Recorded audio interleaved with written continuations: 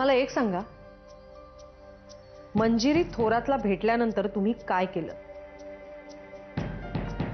8:30च्या सुमारास ते तिथून निघून गेले असेल. त्यानंतर मीही घरी आलो. 9 पर्यंत घरी पोहोचलो असेल. त्यानंतर माझ्या खोलीतच होतो, माझ्या बायको आणि मुलीबरोबर. पोस्टमॉर्टमच्या रिपोर्टनुसार मंजिरीचा खून रात्री 9 ते 11 या सुमारास झाला. मग तुम्हाला असं म्हणायचं की त्यावेळेला तुम्ही तुमच्या घरी होता, एम आय राईट? अगदी बरोबर. मी त्यावेळेला माझ्या घरीच होतो. मग मी तुमच्या बायकोला किंवा मुलीला जबानीसाठी बोलवू शकते, हो ना?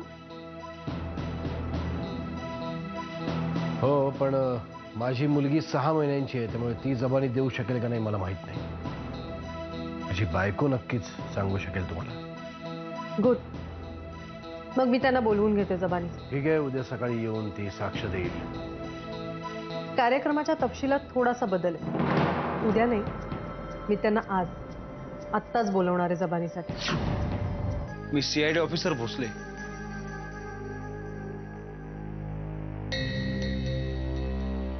मी तुम्हाला न्यायाला आलोय.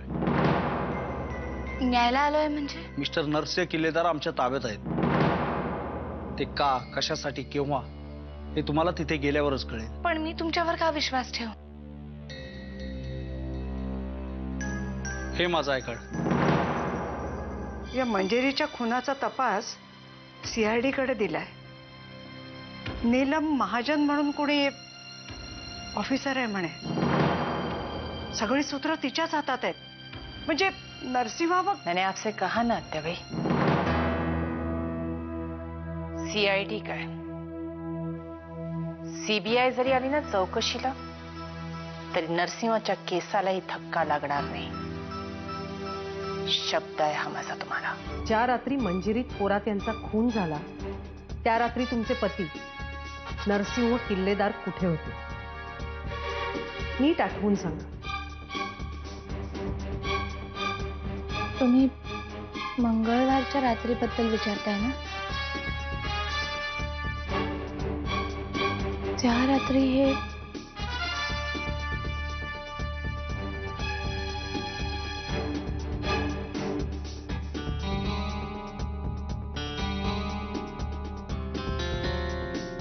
साहेबांना बेल मिळाली ना?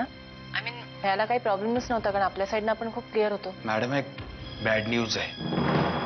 साहेबांचा जामीन अर्ज फेटाळला गेलाय. साहेबांना कधीही अटक होऊ शकते. मिसेस किल्लेदार, मंगळवारी 5 जुलैला तुमचे पती नरसिंह किल्लेदार रात्री किती वाजता घरी आले?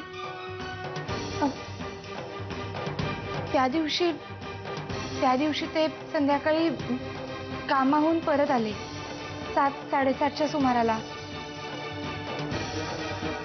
त्याच्यानंतर ते पुन्हा कुठल्या तरी कामासाठी बाहेर गेले आणि रात्री बऱ्याच उशिरापर्यंत ते घरी आले नाही. बराच म्हणजे साधारण किती उशीर झाला?